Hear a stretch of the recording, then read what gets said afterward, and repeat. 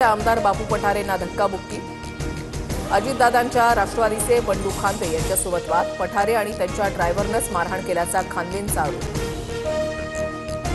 मंत्री गुलाबराव पाटलांच्या आव्हानानंतर बच्चू कडू पाळधी गावाकडे रवाना। शेतकऱ्यांच्या मागण्यांबाबत बच्चू कडूंचा धडक मोर्चा। गुलाबराव पाटलांच्या घराबाहेर मोठा बंदोबस्त तैनात। गौतमी पाटीलच्या कारचा अपघातापूर्वीचा सीसीटीव्ही समोर। भोर मुंबई मार्गावरील पेट्रोल पंपाजवळ कार उभी। 2 जण खाली उतरल्याची दृश्य। यानंतर काही अंतरावरच कारनं रिक्षाला धडक दिली।